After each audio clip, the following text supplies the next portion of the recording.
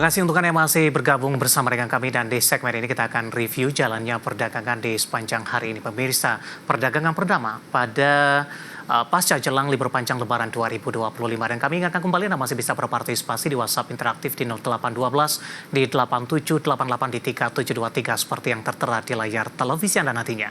Dan saat ini kami sudah terhubung melalui Zoom bersama dengan Bapak Nicholas Darmawan selaku Research Analyst Semesta Indovest Sekuritas. Kita akan langsung sapa saja Pak Nicholas. Selamat sore. Apa kabar, Pak? Selamat sore, Mas David. Kabar baik, terima kasih. Ya, terima kasih Pak Nicholas sudah meluangkan waktu di IDI Channel. Tampaknya kabar kurang baik datang dari indeks harga saham gabungan. Sesuai dengan perkiraan, hari ini mengalami pelemahan yang cukup dalam dan tadi sempat trading halt. Yang cukup menarik adalah ketika bursa domestik libur, bursa Amerika dan juga Asia sudah merespon. Koreksi cukup dalam juga terjadi dan posisi saat ini bursa Amerika lebih cenderung bergerak mix data terakhir dan Asia tampaknya mulai kembali bangkit. Bagaimana analisis Anda pelemahan yang terjadi untuk bursa domestik di sepanjang perdagangan hari ini? Tampaknya sesuai dengan perkiraan mengalami koreksi dalam, Pak Nicholas. Ya, mungkin untuk pergerakan IHSG ya, tentunya memang sudah diperkirakan dari pelaku pasar ya, khususnya analis dan investor, dari kita lebaran ya sebenarnya. Karena kalau kita pantau market global dan regional, itu sebenarnya pas Trump announce tarif untuk negara-negara partner dagang, Dow Jones, S&P, dan Nasdaq itu turunnya udah sangat ekstrim ya, udah mungkin 20%-an kurang lebih. Lalu juga di regional kita lihat sama ya dari Shanghai dan Hang Seng, lalu Nikkei itu turunnya juga udah belasan sampai 20%. Jadi kalau kita lihat memang dampaknya ini sebenarnya di balik penurunan cukup dramatis, ini cukup luas ya dampaknya. Karena ini bisa trigger recession global lagi yang memang mulai membayangi market. Dimana terakhir kali kita dengar itu post-COVID recovery ya, pas suku bunga The Fed itu tinggi-tingginya. Jadi otomatis Indonesia kita lihat hari ini penurunan 7%, hampir 8% ini di 5.900. Itu merespon hal yang sama dari beberapa market global pada lebaran minggu lalu ya. Karena kalau kita lihat ini delay akibat lebaran, cuman di satu sisi kita harapkan memang penurunan IHSG itu sedikit lebih terbatas. Karena sebenarnya sebelum crash kemarin itu kan IHSG turunnya udah lumayan banyak ya year to date-nya. Jadi kita harapkan memang IHSG sudah price in duluan dan mungkin selling pressure khususnya dari asing itu diharapkan juga sudah mulai menipis seperti itu. Baik, apa yang bisa digambarkan Pak dari sisi teknikal indeks harga saham gabungan hari ini sempat mengalami tekanan yang cukup dalam di posisi level 5 ribuan, kemudian secara intraday hari ini sempat menyentuh kembali di atas level 6 ribu Pak Nicholas. Oke, mungkin secara teknikal kita lihat memang sebelum adanya announcement tarif daripada Trump ini sebenarnya memang kita lihat kan memang IHSG itu kan udah bergerak di dalam tren bearish ya, terutama ketika rupiah kita itu sebenarnya cenderung melemah terus terhadap dolar. Jadi kalau kita lihat ini correlation-nya dengan USD IDR kita udah dari sebelum announcement tarif itu udah bearish dan diperparah memang ketika announcement tarif Indonesia itu cukup besar ya, 32%. Dan kalau kita lihat dari sisi teknikal, sebenarnya memang kemarin itu sudah sempat menguat sebenarnya IHSG pas dia rebound dari 5.900. Namun sebenarnya secara teknikal juga fun fact dia masih belum berhasil menembus resistance level 6.500. Jadi sebenarnya ini confluence juga ya dengan teknikal dan announcement tarifnya si Trump ini. Makanya kalau kita lihat hari ini dia reject-nya lumayan kasar ya, lumayan dalam ya, langsung 8%. Dan kalau kita lihat juga tutupannya sebenarnya cenderung beresiko besok juga bisa lanjutin turun karena hari ini dia gagal maintain di atas level 6.000. Jadi mungkin antisipasi untuk perdagangan esok. Baik, arahnya akan kemana Pak Nicholas? Oke, mungkin untuk dalam waktu dekat ya, kita roughly perkirakan IHSG masih akan mengalami penurunan. Mungkin kembali ke level 5.900 untuk perdagangan besok. Dan pekan ini kita perkirakan ada kemungkinan dia bergerak ke level 5.800-an. Karena secara penurunan kita lihat masih cukup terbuka lebar dari sisi teknikal seperti itu. Baik, tapi dari analisis Anda, seperti apa dampaknya terhadap penerapan tarif resiprokal untuk Indonesia 32% dan tindakan pemerintah tidak melakukan pembalasan tapi lebih kepada akan melakukan perundingan terlebih dahulu? Oke, mungkin untuk dampaknya ya, kita lihat memang ini kan akan berlangsung selama Trump menjabat ya.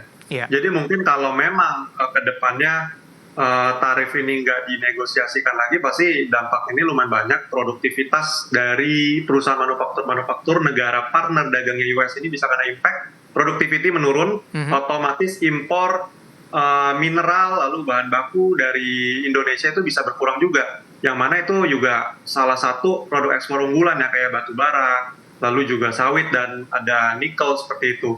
Jadi memang kalau ujung-ujungnya profitabilitas mereka turun, produktivitas mereka turun, lalu juga ekspor kita turun, otomatis juga untuk perusahaan-perusahaan di Indonesia otomatis juga profitabilitasnya akan turun. Yang mana ujung-ujungnya perusahaan ini dipaksa untuk menurunkan efisiensi gitu. Jadi bisa aja ini trigger PHK massal ujungnya. Seperti itu Mas David. Baik, kondisi fundamental ekonomi Indonesia dikatakan masih cukup kuat. Apakah ini akan cukup mengimbangi tidak Pak dalam jangka menengah, meminimalisir dampak negatif dari sentimen global?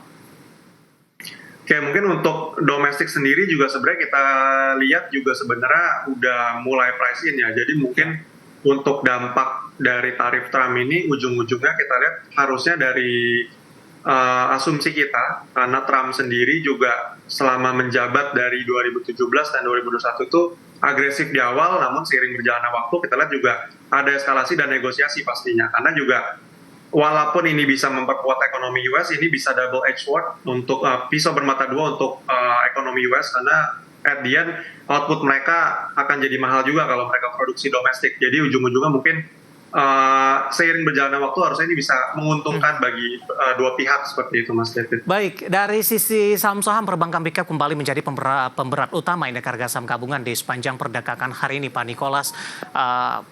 Bank perbankan big cap bahkan rata-rata melemah di atas 10,8, kemudian juga ada yang melemah di atas 4%. Bagaimana Anda melihat ketika dari situasi tidak menguntungkan, asing melakukan aksi jual dan sasarannya adalah kepada perbankan big cap, Pak? Oke, mungkin untuk perbankan sebenarnya bebannya dari tahun lalu itu masih sama ya. Suku bunga kan masih tinggi.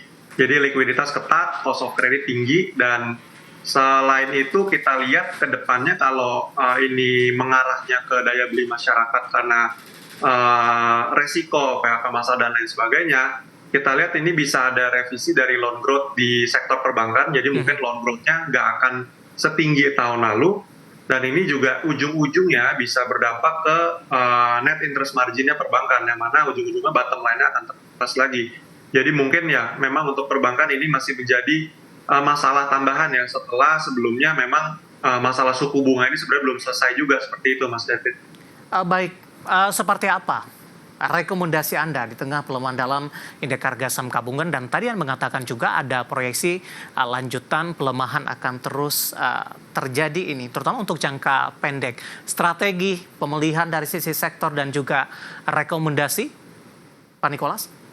Oke, mungkin untuk action yang harus dilakukan ya untuk sekarang memang sit tight dulu aja, karena sebenarnya juga market kita kan baru open hari pertama ya setelah libur panjang. Ini kita absorb dulu untuk action-actionnya investor dulu, lalu juga kita nunggu eskalasi kan ke depannya ini kebijakan si Trump itu gimana, lalu juga sebenarnya foreign itu nunggu, investor juga nunggu RDGBI berikutnya itu gimana nih untuk menjaga stabilitas nilai tukar rupiah. Jadi untuk sekarang mungkin karena kondisi ekonomi itu masih uncertainty, geopolitik juga makin unpredictable, kita lihat untuk sekarang itu mungkin boleh wait and see dulu ya. Karena memang untuk sekarang kayaknya penurunan itu masih akan berlanjut ya, seperti yang tadi kita mention. Jadi mungkin untuk sekarang acuan buy-nya boleh nunggu net foreign-nya mulai inflow lagi kali ya, minimal untuk sepekan gitu. Karena untuk sekarang memang belum ada katalis untuk IHSG rebound, kecuali memang bargain hunting karena penurunan yang cukup cepat dan dalam, seperti itu. Baik, tapi di sisi lain bagaimana Anda melihat langkah yang diambil oleh Bursa Efek Indonesia, pembaharuan dari auto reject bawah, kemudian juga trading halt, Pak? Oke, kalau kita lihat memang ini preemptifnya bursa ya, karena memang kalau kita lihat sebenarnya market kan udah expect bahwa indeks kita ini akan turun. Jadi ya memang sebenarnya preemptif ini sebenarnya cukup oke lah ya, karena ya ini untuk meredam kekhawatiran investor juga. Setelah kalau kita lihat juga di libur minggu lalu itu penurunan di bursa global cukup dalam, jadi ya ini meredam aja supaya dia di dalam satu hari ini kita nggak turun sampai lebih dari batas yang sudah ditetapkan seperti itu. Jadi mungkin dari segala pengukuran yang dilakukan oleh bursa ini menurut saya udah menjadi keputusan yang cukup matang ya, karena kalau kita lihat ya kalau auto reject tetap di 5 dan 10% kayaknya bisa lebih bablas ya. Apalagi kalau emitennya masih auto reject-nya di 25%-an gitu. Baik, Pak Nikolas, menarik. Nanti kita akan lanjutkan kembali. Nanti kita akan coba lihat saham-saham apa saja yang masih Anda rekomendasikan, terutama di tengah tekanan dalam indeks harga saham gabungan di sepanjang perdagangan hari ini. Dan pemirsa, kami akan segera kembali sesaat lagi.